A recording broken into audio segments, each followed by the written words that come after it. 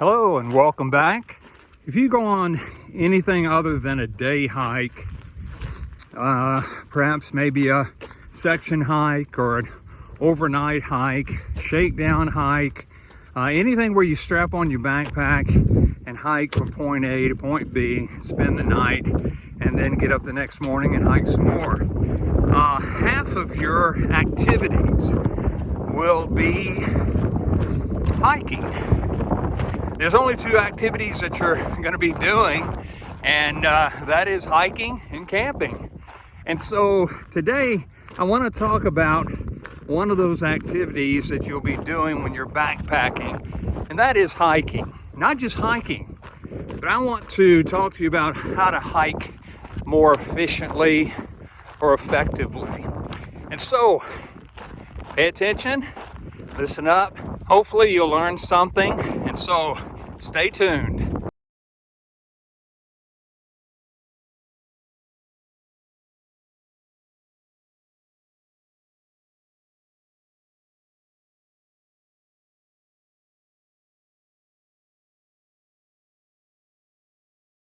There's some general principles that I want to give you about hiking, and basically it will pertain to hiking on a flat road or flat trail, no ups, no downs. And then later on, I want to give you how to hike up a hill more effectively and how to hike down a hill more effectively. As I said in the introduction, when you go on a backpacking trip, you're either hiking or you're camping. Now, when you're hiking, you're going from point A to point B, and then when you get to camp, you camp and set up for the night, and then when you get up in the morning, you go hiking again. So today I want to talk to you about how to hike more efficiently. The first thing is make sure that your backpack fits snugly against your back. The further back your backpack sits off of your back, the more it's pulling on your back in the opposite direction in which you're going. You say, Rev, I want to make sure that there's airflow between my back and my pack. Listen, I don't care if you've got a frame pack with an arc in it or a frameless pack. Your back's going to get sweaty anyway. If your backpack has an arc in it like mine does, make sure that the arc is as minimum as possible. Again, you don't want your backpack any further away from your back than possible, because again, it's dragging on your back and it's pulling your back backwards. Next, use trekking poles. Most ultralight tents and ultralight tarps require you bring trekking poles to hold the tent up anyway. And so if you're carrying them, you might as well use them for what they were intended for. Now, I used to think that trekking poles were just for old people. Duh. But I think they're beneficial for anybody. If you've ever ascended upstairs and there's a handrail there, it's a lot easier to use the handrail to pull yourself up from one step to the other. Well, that's the same purpose for trekking poles. Basically, what they do is they pull you up the hill and propel you to go forward. Plus, trekking poles will help you with stream crossings. If you need to keep your balance for one reason or another, if you're going downhill, trekking poles will help you to more effectively go downhill. And also, trekking poles can be used to fight off animals and giraffes and rhinos and all kinds of things. Next, lengthen your stride in which you hike. Don't take real small steps, whether you're going up a hill or going down a hill, and don't pretend like you're marching. but take as long as strides as you can. That's why I envy people that have long legs. They can take real long strides. I've got short legs, and so I find myself walking twice as fast as I do, as people do that have longer legs. When you hike with choppy little steps instead of long strides, it really does a number on your joints. And again, it takes you twice as long to get from one place to another place as it would if you took longer strides. Next, and I'm really talking to myself on this one, but start off slow. I've said this so many times in other videos. Hiking is not a 100-yard dash or a 1,000-mile dash. It's a marathon, and so take your time. Start off slow.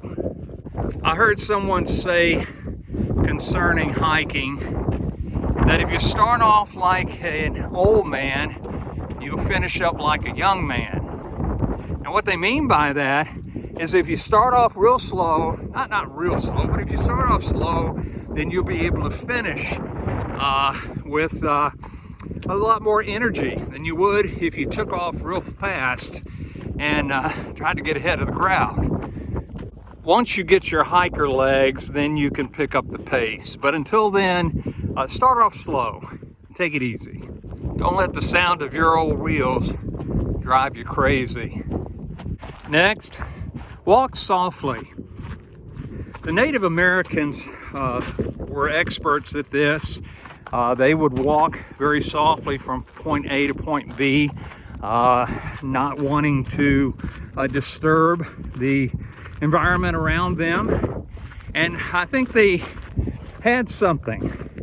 When you walk softly as opposed to short, jarring steps, it's better on your joints, and also it doesn't hurt the bottom of your feet as much as when you walk softly, as when you walk like a marching cadence or something like that. Next, hike in trail running shoes. Those clunky hiking boots that a lot of people wear, they are good for blisters and not drying out as quick as trail runners do.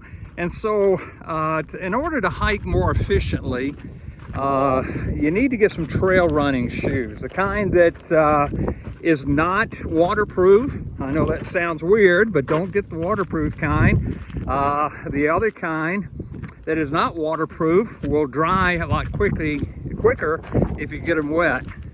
I've heard people say, well, I've got weak ankles and so I've got to wear hiking boots. Well, the reason why you got weak ankles is because you're hiking in hiking boots. If you will switch to trail runners, they will strengthen up your ankles. Now, I know I'll probably get a lot of hateful comments on that, but don't forget, be nice. I may get this quote wrong, but I think I heard someone say that 1 pound on your feet is equivalent to 5 pounds being carried on your back. Next, drink water with electrolytes.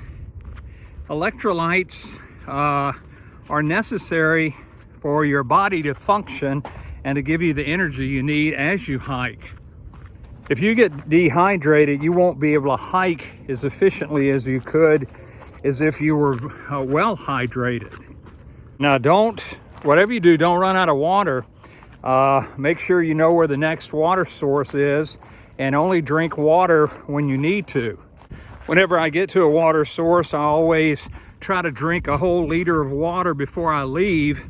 That way I don't have to carry as much water on my back. And again, you're able to hike more efficiently. Next, don't drag your feet. I know towards the end of the day when your feet feel like they weigh a ton, don't drag your feet. Number one, you'll trip over rocks and sticks and roots and all kinds of stuff, and that won't be good.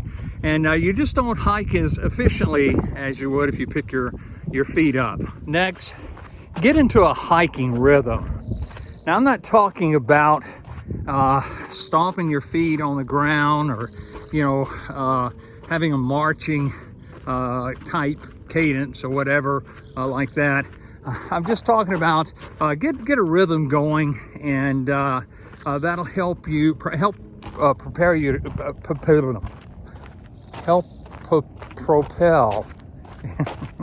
you to go down the trail. Now, be careful if you're listening to music. The beat of the music may cause you to have a quicker cadence or a quicker rhythm, and you may not be able to sustain, man, I can't talk today, sustain that rhythm going uphill, especially. And so make sure that you can sustain, I said it that time, sustain that rhythm to get you down the trail. And then last, hike your own hike. In other words, don't try to keep up with any other hikers. You won't be able to hike as efficiently as you would as if you took breaks when you need to take the breaks, or keep going when you need to keep going. Hiking efficiently has to do with you and you alone, hiking to the best of your ability, not someone else's. Now, I hope these things have been a help to you, and I by no means profess to be an expert, but I have been hiking for a long time. But try those things out. If what you're doing is working for you, then just disregard everything that I've said. But try it and see if it works for you. And if you would like to learn a little bit more about backpacking and things that concern hiking and through hiking and all those things like that, then check out this video right here, and hopefully it will be a help and blessing to you as well. If you've not subscribed to my YouTube channel, then please be sure and do so. And until then,